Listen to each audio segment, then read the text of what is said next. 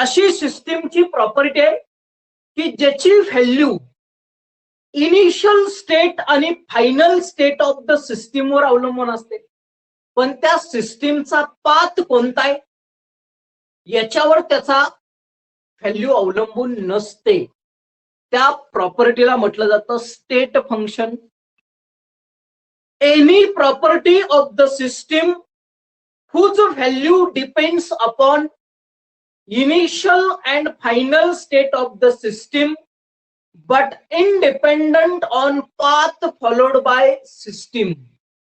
त्या सिस्टीमचा पाथ कुठला आहे याच्यावर त्याची व्हॅल्यू अवलंबून नसते, तर त्या सिस्टीमची इनिशियल स्टेट काय आहे आणि फायनल स्टेट काय आहे त्याला म्हटलं जातं state function. any property of a system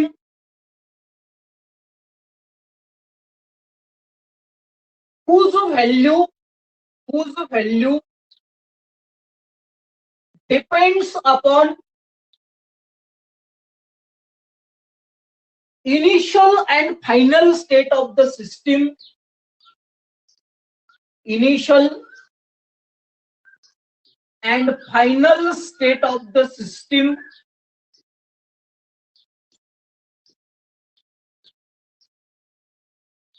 but independent on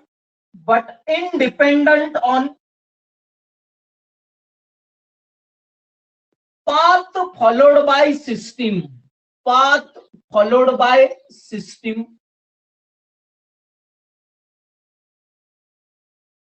is called a state function.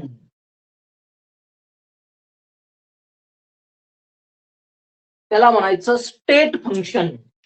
बघा, depends upon initial and final state of the system but independent on path.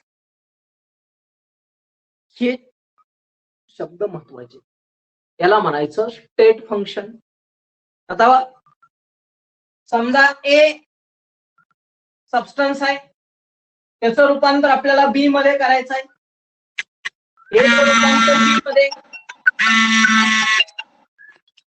एचं कन्व्हर्जन कशात करायचं आपल्याला बी मध्ये. हा एक पाथ आहे, एचं रूपांतर बी मध्ये. हा दुसरा पाथ आहे, एचं रूपांतर बी मध्ये. आणि हा तिसरा पाथ आहे, एचं रूपांतर बी मध्ये. ए ही त्याची काय आहे इनिशियल स्टेट आहे. ए ही त्याची काय आहे इनिशियल स्टेट आणि बी ही त्याची काय आहे फायनल स्टेट. आणि हे त्याचे तीन पाथ आहेत. एचं रूपांतर बी मध्ये या मार्गाने होतं, एचं रूपांतर बी या मार्गाने होतं आणि एचं रूपांतर बी या मार्गाने, म्हणजे तीन पाथ आहेत. परंतु स्टेट फंक्शन मध्ये फक्त त्याची इनिशियल स्टेट आणि फायनल स्टेटच महत्वाची असते. त्याच्यावर त्याच्या व्हॅल्यू अवलंबून असतात. तो कुठल्या मार्गाने होतो याच्यावर त्याच्या व्हॅल्यू अवलंबून नसतात. त्याला म्हणायचं स्टेट फंक्शन. आणि दुसरी टर्म आहे पाथ फंक्शन. पाथ फंक्शन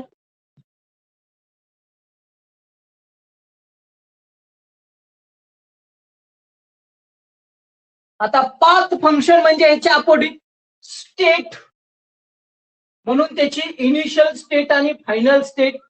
आता त्याचा पाथ आहे म्हणजे हे वेगवेगळे पाथ आहेत. पाथ फंक्शन मध्ये व्हॅल्यू कुणावर अवलंबून असते तर त्या सिस्टीमचा नेमका पाथ कोणता आहे, मार्ग कोणता आहे, कोणत्या पद्धतीनं इनिशियल स्टेटचं रूपांतर फायनल स्टेट मध्ये होतं.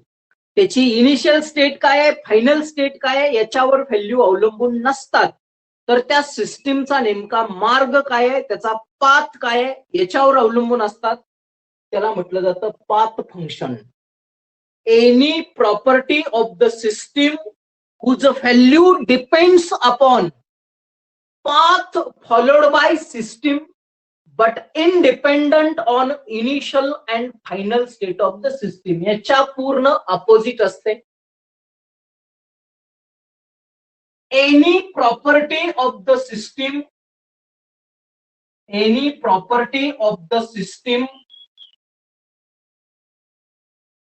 whose value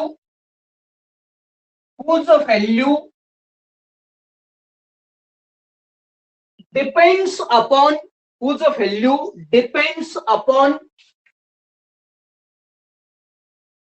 path followed by system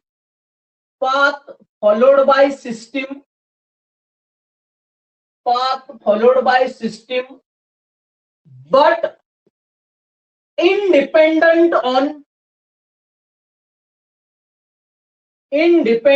on initial and final state of the system.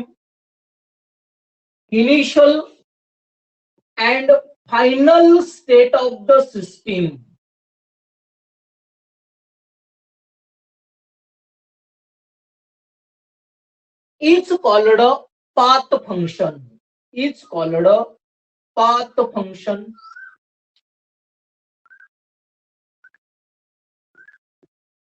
म्हणजे याच्यामध्ये ए कोण आहे किंवा बी कोण आहे, इनिशियल स्टेट काय आहे, त्याची फायनल स्टेट काय आहे, याच्यावर त्याची व्हॅल्यू अवलंबून नसते. तर नेमकं एचं रूपांतर बी मध्ये कोणत्या पाथनं होतं, त्याचा मार्ग कोणता आहे, त्याच्यावर त्याच्या व्हॅल्यू अवलंबून असतात. त्याला म्हणायचं पाथ फंक्शन. स्टेट फंक्शन आणि पाथ फंक्शन अशा दोन टर्म असतात. डिफाईन टर्म म्हणून आपल्याला विचारतात, स्टेट फंक्शन आणि पाथ फंक्शन. आता स्टेट फंक्शन आणि पाथ फंक्शन नंतर आपल्याला थर्मोडायनॅमिक इक्विलिब्रियम म्हणून विचारलं जातं. थर्मोडायनॅमिक इक्विलिब्रियम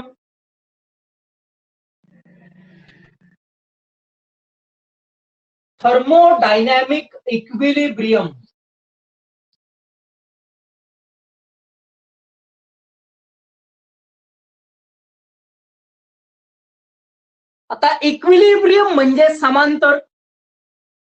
कशाला म्हणायचं thermodynamic equilibrium? A system is said to be thermodynamic equilibrium when system do not change with time. जर त्या सिस्टीम जर टाइम बरोबर जर चेंज नाही झाला तर त्याला म्हणायचं thermodynamic equilibrium. Thermodynamic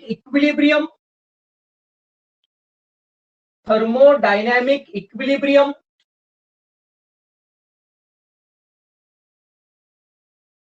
is defined as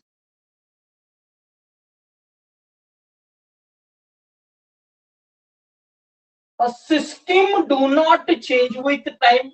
A system do not change with time.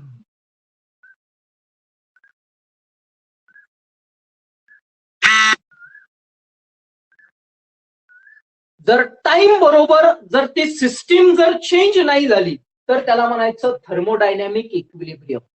A system is said to be thermodynamic equilibrium when system do not change with time.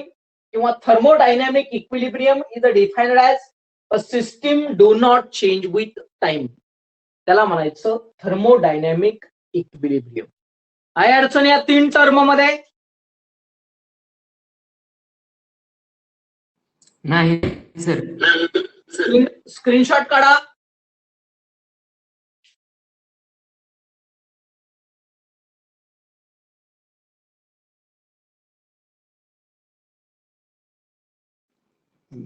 काढलं sir.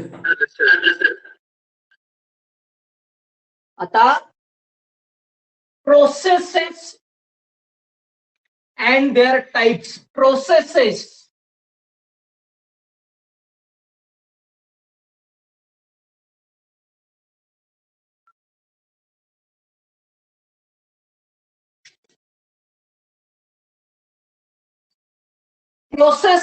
and their types. Processes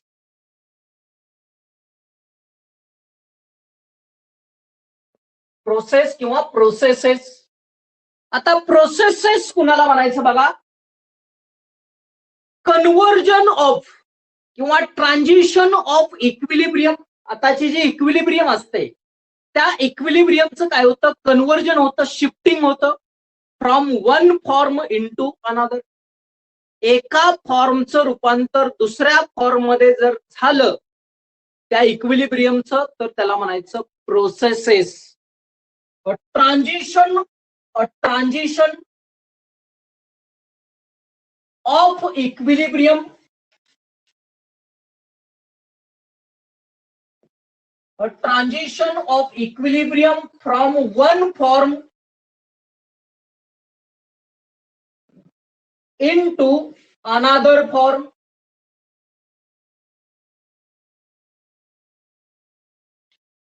is called processes.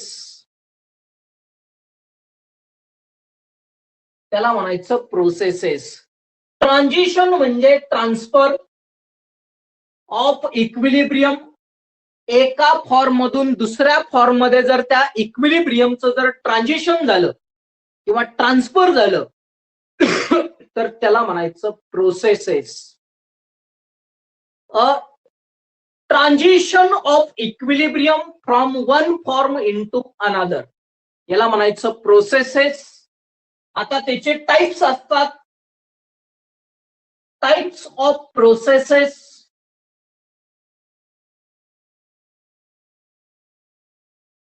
आता या प्रोसेसेसचे वेगवेगळे types आहेत. 5 type आहेत. एक आहे isothermal process, isochoric process, isobaric process, adiabatic process आणि reversible process. अशा प्रोसेसेसचे 5 टाइप आहेत. पहिला टाइप बघा, आयसोथर्मल प्रोसेस.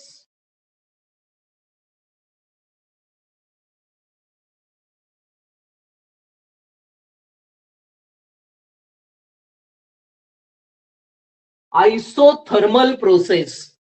आयसो म्हणजे सेम, थर्म म्हणजे हीट म्हणजे टेम्परेचर, ज्याच्यामध्ये टेम्परेचर कॉन्स्टंट असतं थ्रू आउट द ट्रान्सफॉर्मेशन. एका प्रकारातून दुसऱ्या प्रकारामध्ये रूपांतर होत असताना जर टेम्परेचर त्याचं कॉन्स्टंट असेल तर त्याला म्हणायचं isothermal process.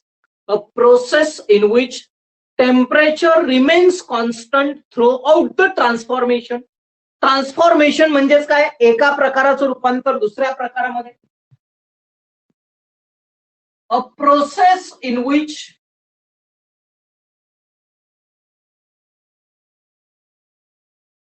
temperature remains constant, temperature remains constant throughout the transformation,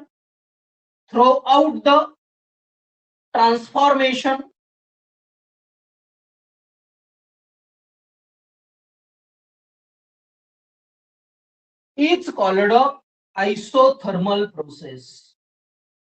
It's called a isothermal process. म्हणजे ज्या प्रोसेस मध्ये टेम्परेचर कॉन्स्टंट असतो, temperature remains constant throughout the transformation. म्हणजेच काय, एका प्रकाराचं रूपांतर दुसऱ्या प्रकारामध्ये होतं म्हणजेच काय, ट्रान्सफॉर्मेशन. त्यावेळेस टेम्परेचर जर त्या सिस्टीमचा कॉन्स्टंट असेल तर त्या प्रोसेसला म्हणायचं आयसोथर्मल प्रोसेस. म्हणजेच टेम्परेचर याच्यामध्ये काय असतो, कॉन्स्टंट, आणि इंटरनल एनर्जी सुद्धा काय असते, कॉन्स्टंट असते. याच्यामध्ये इंटरनल एनर्जी सुद्धा कॉन्स्टंट असते. Internal energy constant. ही आपली पहिली प्रोसेसचा टाइप आहे, आयसोथर्मल प्रोसेस. दुसरा टाइप आहे आयसोकोरिक प्रोसेस. Isochoric process.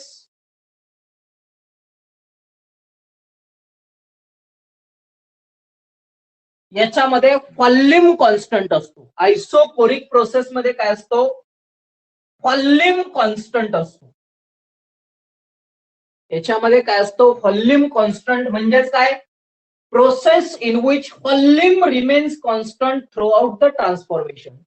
टेम्परेचरच्या ऐवजी फक्त व्हॉल्यूम. टेम्परेचरच्या ऐवजी फक्त काय असतो? Volume. A process in which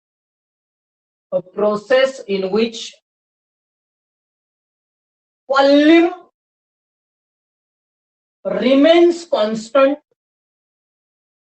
remains constant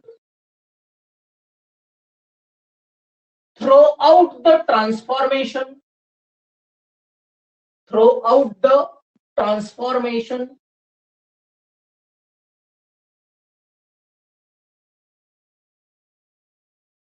is called a isocoric process.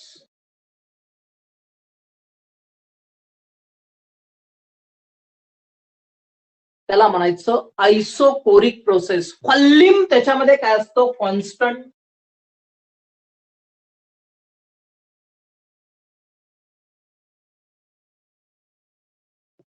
त्याला म्हणायचं आयसोकोरिक प्रोसेस. म्हणजे व्हॉल्यूम काय आहे? कॉन्स्टंट. टेम्परेचर कॉन्स्टंट असलं की आयसोथर्मल. व्हॉल्यूम कॉन्स्टंट असलं की आयसोकोरिक. थर्म म्हणजे टेम्परेचर, कोर म्हणजे व्हॉल्यूम. थर्ड टाइप आहे आयसोबारिक प्रोसेस. Isobaric process. बार म्हणजे काय? प्रेशर. म्हणजे याच्यामध्ये काय असतं? प्रेशर कॉन्स्टंट असतो. याच्यामध्ये pressure constant. A process in which pressure remains constant throughout the transformation is called a isobaric process. A process in which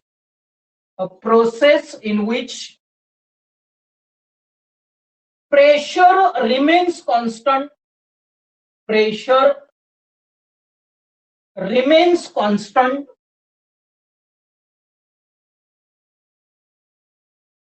throughout the transformation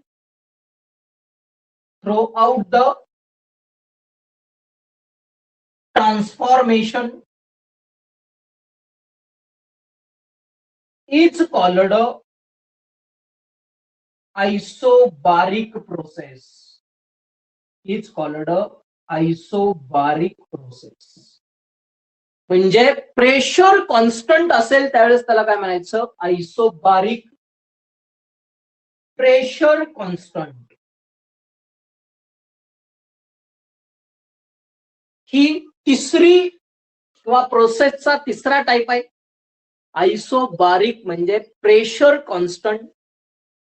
चौथी प्रोसेस आहे ॲडियाबॅटिक प्रोसेस. Adiabatic process.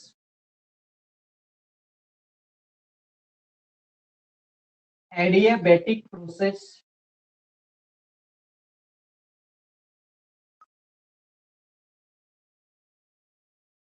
आता adiabatic process कुणाला म्हणायचं?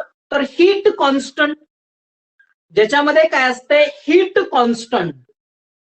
अ process in which there is a no exchange of heat between system and surrounding. System आणि surrounding मध्ये exchange of heat होत नाही. त्या प्रोसेसला म्हणायचं adiabatic process. A process in which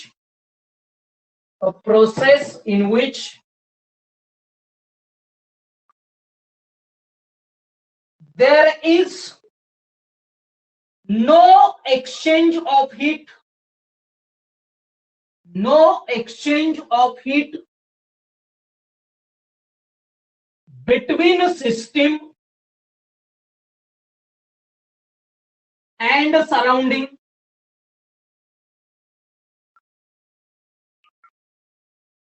Is called a adiabatic process.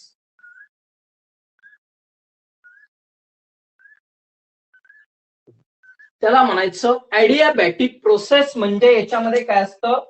Heat constant. Heat आपण कशाने दाखवतो, क्यू न. ती व्हॅल्यू काय असते, कॉन्स्टंट. याला म्हणायचं ऍडियाबॅटिक प्रोसेस. म्हणजे बघा, पहिला टाइप आहे isothermal process. Temperature remains constant throughout the transformation. Isochoric process, volume remains constant throughout the transformation. Isobaric process, pressure remains constant throughout the transformation. आणि adiabatic process मध्ये no exchange of heat, म्हणजेच काय, heat constant throughout the transformation. फक्त meaning बदल आहे. There is a no exchange of heat between system and surrounding. काय अडचण या 4 टाइप ऑफ प्रोसेसेस मध्ये, समजलं? समजलं. स्क्रीनशॉट काढा.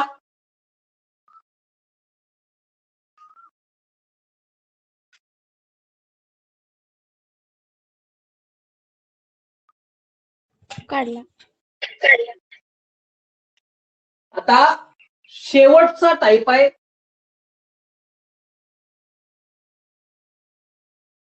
Reversible process.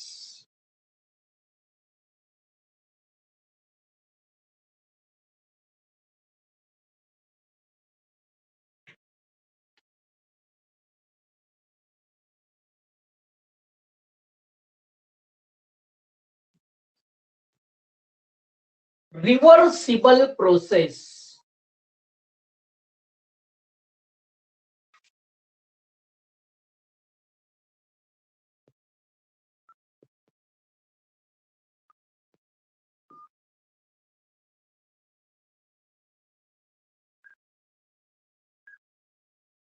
आता रिव्हर्सिबल प्रोसेस कुणाला म्हणायचं? आपण ऑर्गॅनिक केमिस्ट्रीमध्ये रिव्हर्सिबल रिएक्शन बघितले. ऑर्गॅनिक केमिस्ट्रीमध्ये आपण काय बघतो? Reversible reaction.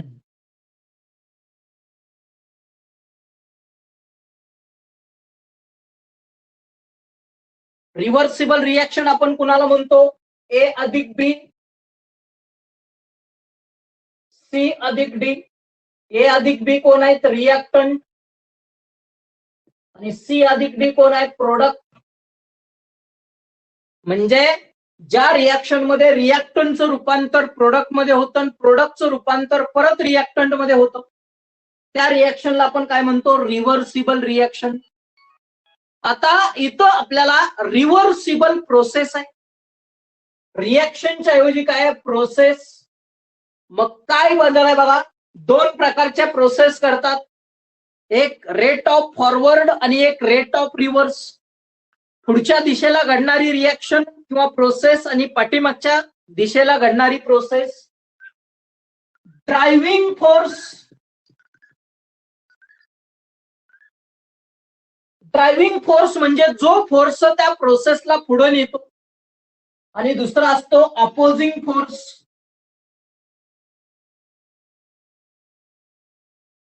अपोजिंग फोर्स म्हणजे काय? तर त्या प्रोसेसला पुढे जाण्याला विरोध करतो, म्हणजेच काय? पाठीमागे ढकलतो. असे 2 फोर्स असतात. मग सुरुवातीला बघा, समजा एचं रूपांतर बी मध्ये करायचं आहे. एचं रूपांतर बी मध्ये करत असताना सुरुवातीला ड्रायव्हिंग फोर्स हा जास्त असतो. त्यामुळे प्रोसेस काय होते? पुढे करते बी मध्ये. नंतर काय होतं?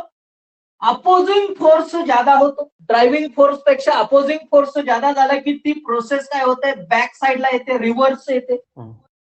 म्हणजेच ड्रायव्हिंग फोर्स सुरुवातीला अपोजिंग फोर्स पेक्षा जास्त असतो आणि नंतर प्रोसेस रिव्हर्स कधी होते? तर अपोजिंग फोर्स हा ड्रायव्हिंग फोर्स पेक्षा स्लाइटली इन्क्रीज झाला की प्रोसेस काय होते? रिव्हर्स होते. आता या 2 फॉर्मवरून आपल्याला काय करायचे आहे? Reversible process.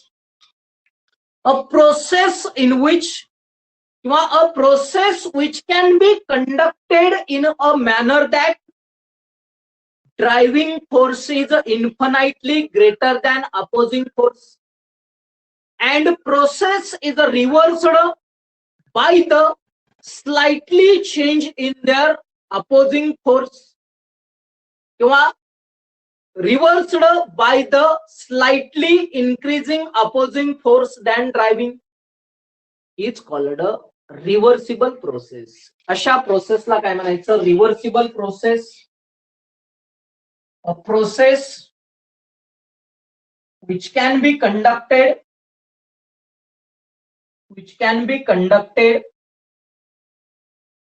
in a such manner that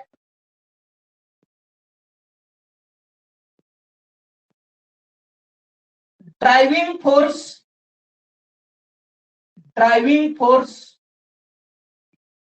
is infinitely greater than opposing force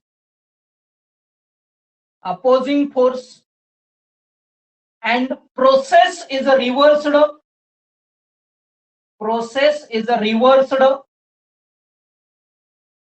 by slightly change in their force. Slightly change in their म्हणा किंवा by increasing drive opposing force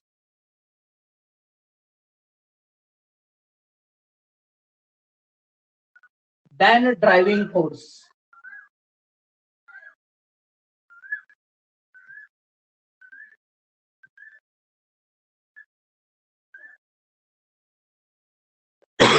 त्याला म्हणायचं रिव्हर्सिबल प्रोसेस. ड्रायव्हिंग फोर्स हा पुढच्या साईडला जी process असते त्याला कारणीभूत कोण असतो? Driving force. म्हणजे आपल्याला असं लिहिता येईल रेट ऑफ फॉरवर्ड प्रोसेसला कारणीभूत कोण असतो? Driving force.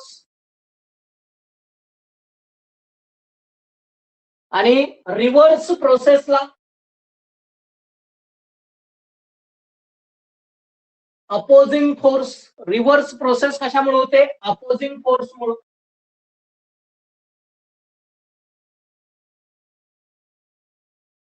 याला म्हणायचं रिव्हर्सिबल प्रोसेस. ही त्याची डेफिनेशन. आता त्याची कॅरेक्टरिस्टिक काय आहेत बघा.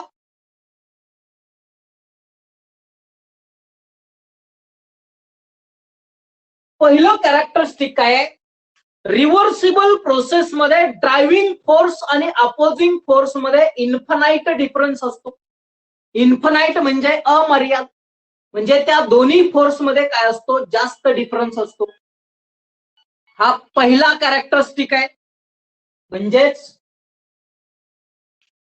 In reversible process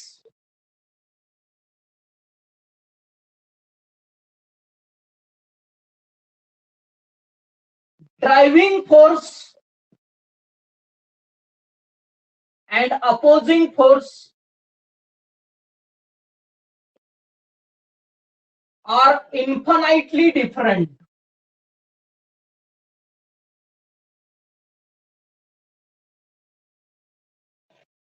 Between them त्या दोन्ही मध्ये जास्त फरक असतो.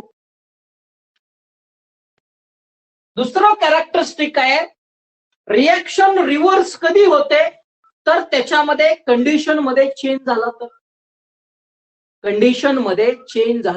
म्हणजेच in reversible process the change in condition किंवा इन्फानाइट चेंज इन कंडिशन. दुसरं process is रिव्हर्स्ड by infinitely change in their conditions. Change their conditions.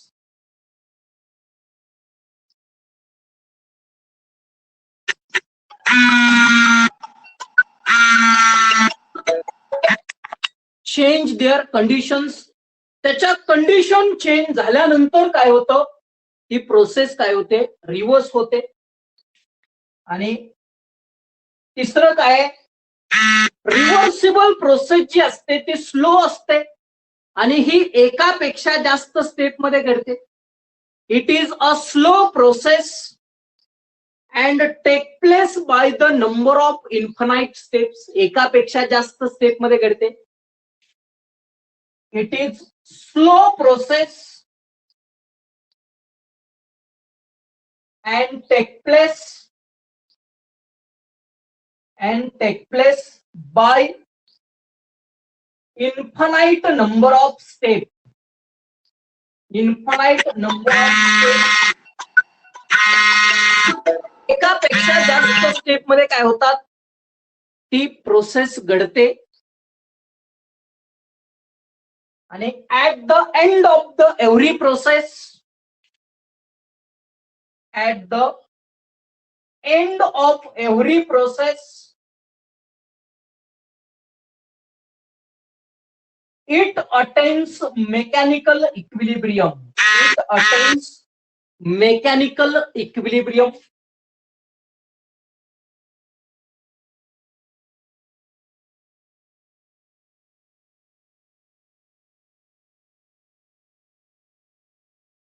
प्रत्येक प्रोसेसच्या शेवटी त्याच्यामध्ये काय होतं, मेकॅनिकल इक्विलिब्रियम घडतो. की त्याचे 4 कॅरेक्टरिस्टिक्स,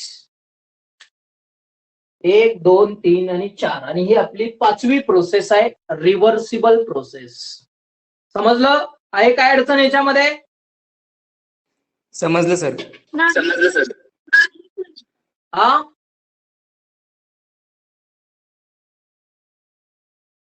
समजलं का? होय. स्क्रीनशॉट काढा.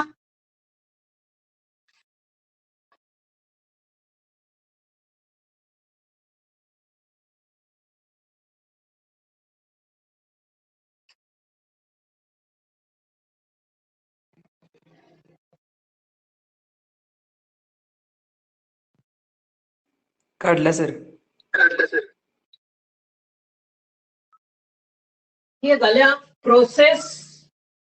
म्हणजे बघा डेफिनेशन किती झाल्या, कालपर्यंत आपण 9 बघितल्या होत्या. आज state function 10, path function 11, thermodynamic equilibrium 12, processes 13 आणि ह्या 5 टाईपच्या 5 म्हणजे 18 डेफिनेशन इथपर्यंत झाल्या. आताशी आपलं दुसरं लेक्चर आहे, याच्यावर 18 डेफिनेशन झाले. आता nature of heat and work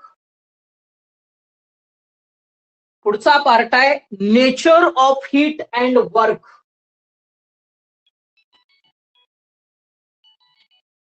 nature of heat and work. Nature of heat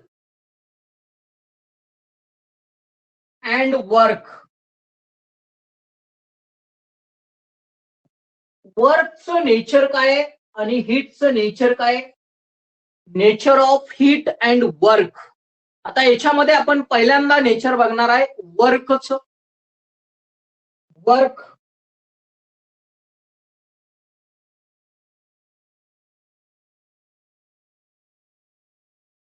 आता वर्क कुणाला म्हणायचं, तर आपल्याला मेकॅनिक्स मध्ये डेफिनेशन आहे. In mechanics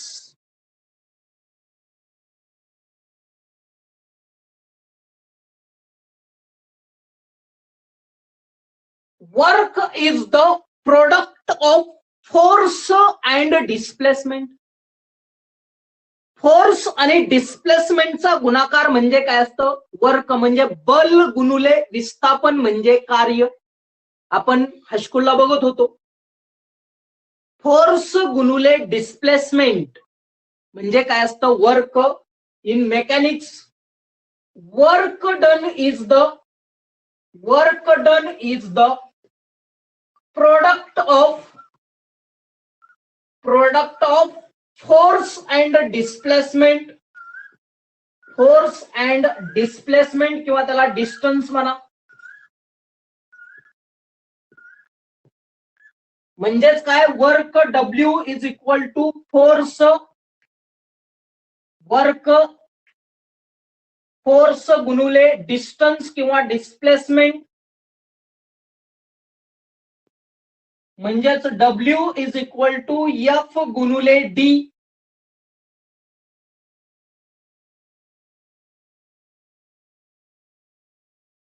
W is equal to F गुणुले D. आता हे जे वर्क डन आहे हे कुणापासून येतं, तर pressure volume type of work पासून. कुणापासून येतं? Pressure volume type of work पासून येतं. पीव्ही वर्क त्यालाच काय म्हटलं जातं? Pressure volume type of work.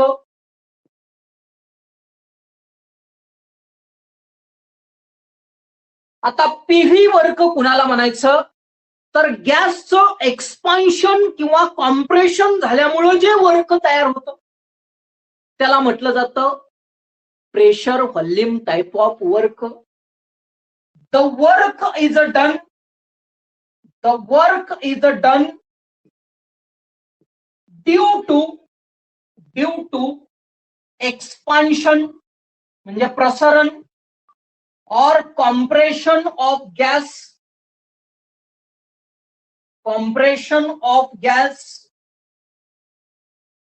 against a external opposing pressure. त्याला म्हटलं जातं pressure volume type of work. म्हणजे गॅसचं एक्सपान्शन किंवा कॉम्प्रेशन झाल्यामुळे जे वर्क तयार होतं. W is equal to PV. Pressure volume type of work W is equal to PV. आता प्रेशर म्हणजे काय आपल्याला माहित असतं? Pressure is equal to force per unit area. Force per unit area.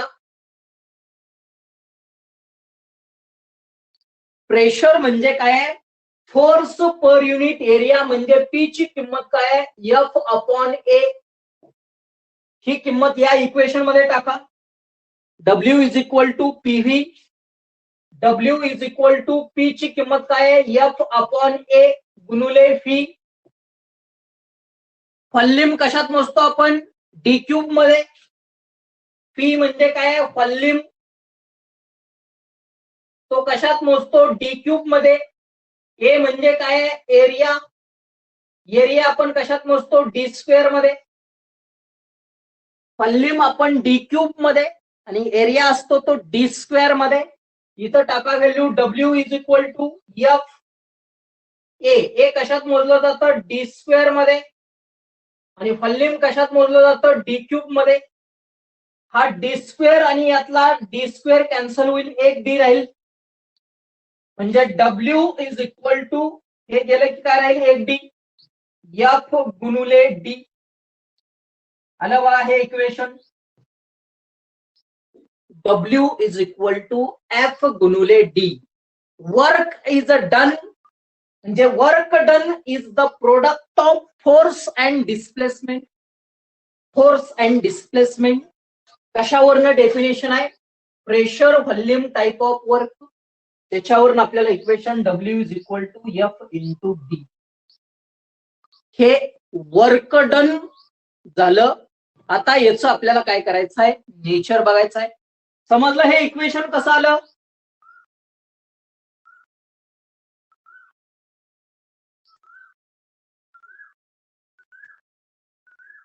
समजलं का इक्वेशन? हो सर. स्क्रीनशॉट काढा. काढलं सर. आता घेतला. दोन जो शब्द वापरलेत आपण काय? एक एक्सपान्शन आणि एक कॉम्प्रेशन. आता ते एक्सपान्शन नेमकं कसं होतं आणि कॉम्प्रेशन नेमकं कसं होतं आपल्याला बघायचं आहे. पहिल्यांदा आपण जर समजा एक्सपान्शन ऑफ गॅस घेतलं. Expansion of gas. एक्सपान्शन. आता याचं एक्झाम्पल घेतलं हायड्रोजन पेरॉक्साईड. हा लिक्विड आहे. हायड्रोजन पेरॉक्साईड काय? लिक्विड आहे. याचं रूपांतर कशात होतं? वॉटर मध्ये आणि ऑक्सिजन गॅस मध्ये. बॅलन्स करण्यासाठी याला 2 याला 2. ही रिएक्शन आहे. लिक्विडचं रूपांतर लिक्विड आणि गॅस मध्ये म्हणजे त्याचा व्हॉल्यूम काय होणार आहे? इन्क्रीज होणार आहे.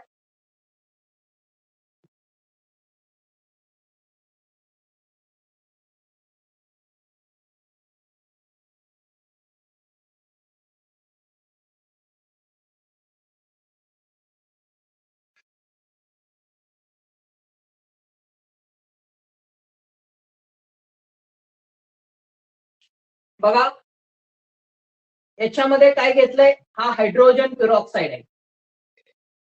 हा जो आहे तो काय हायड्रोजन पेरॉक्साईड म्हणजे हा. हा वरून काय आहे पिस्टन. पिस्टन काय करणार आहे वरून आपण त्याला काय करणार आहे एक्सटर्नल प्रेशर अप्लाय करणार आहे against a external opposing pressure before reaction. Reaction घडण्यापूर्वी म्हणजे हे. आता ज्या वेळेस रासायनिक अभिक्रिया घडते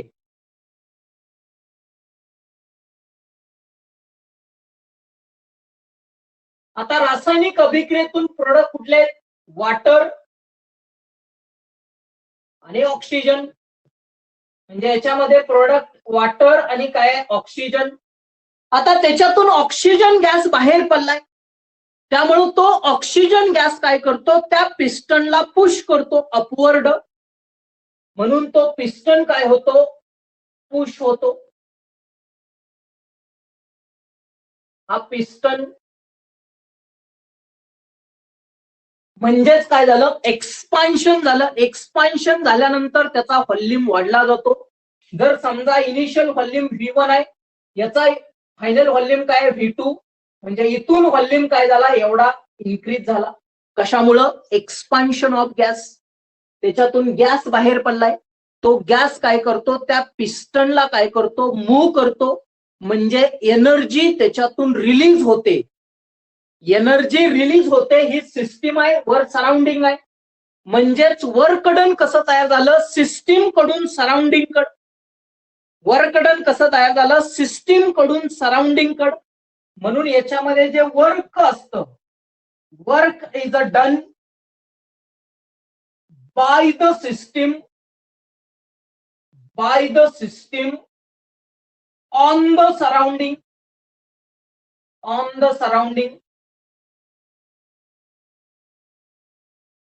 म्हणजे सिस्टीम कडून काय तयार झालं सराउंडिंग कड वर्कडन तयार झालं. म्हणून बाय द सिस्टीम म्हणजे सिस्टीमचं ऑन द सराउंडिंग म्हणजे सराउंडिंग कडे किंवा सराउंडिंग वर. आणि त्यावेळेस डब्ल्यू ची किंमत निगेटिव्ह असते. वर्कडन त्यावेळेस कसा असतो निगेटिव्ह असतो. वर्कडन काय असतो निगेटिव्ह. हे झालं एक्सपान्शन. म्हणजे एक्सपान्शन झाल्यानंतर वर्कडन कसं असतं सिस्टीम कडून सराउंडिंग कडे. आणि याच्या अपोजिट आहे कॉम्प्रेशन.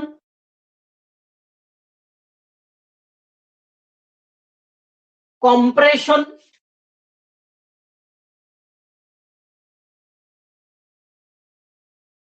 कॉम्प्रेशन म्हणजे आकुंचन. आकुंचन मध्ये व्हॉल्यूम कमी होतो. एक्सपान्शन मध्ये व्हॉल्यूम वाढतो कॉम्प्रेशन मध्ये व्हॉल्यूम कमी होतो.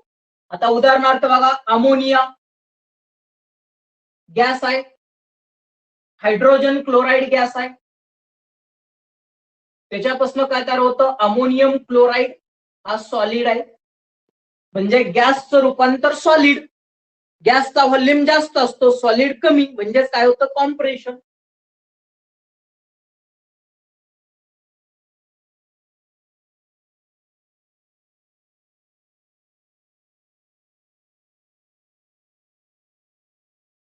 याच्यामध्ये अमोनिया आणि HCl आहे. बिफोर रिएक्शन रिएक्शन घडण्यापूर्वी हा वरून काय आहे पिस्टन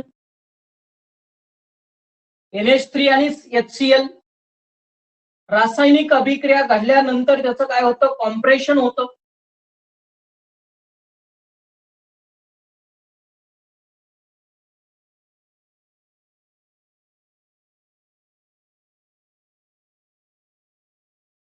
NH4Cl हा सॉलिड आहे.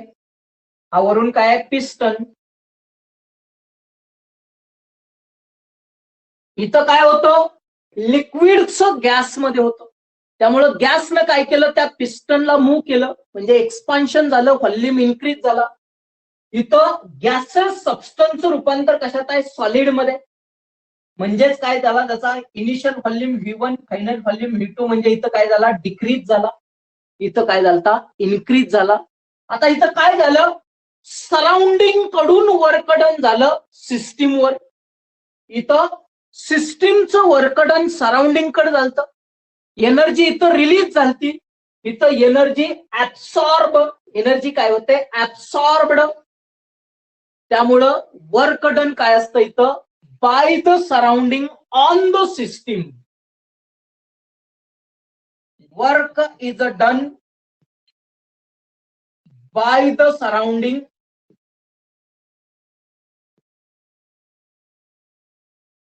On the system, on the system. त्यावेळेस डब्ल्यू हा पॉझिटिव्ह असतो. इथं by the surrounding on the system आहे, इथं by the system on the surrounding. याला म्हणायचं nature of work. Nature of work आहे का अडचण बघा? अडचण. समजलं nature of work? Yes sir. Yes sir. Screenshot काढा.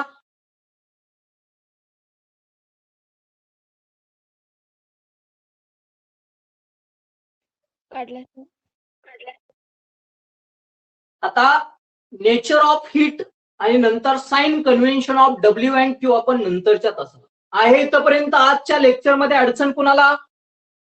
नाही सर. नाही सर. समजलं? जरी कुणाला काही प्रॉब्लेम असतील तर विचारत चला, किंवा एखादा पार्ट समजत नसेल तर लगेच माईक मधून सांगत चला. पुढच्या तासाला sign convention of W and Q, आणि मग आपल्याला पुढच्या तासाला दोन महत्वाची वर्क डनची इक्वेशन आहेत. एक expression for the pressure volume type of work, W is equal to minus P X delta V, आणि मॅक्झिमम वर्क डनचं W max is equal to वजा 2.303 NRT log 10 V2 upon V1, किंवा प्रेशरच्या फॉर्ममध्ये वजा 2.303 NRT log 10 P1 upon P2. ते आपण नंतरच्या तासाला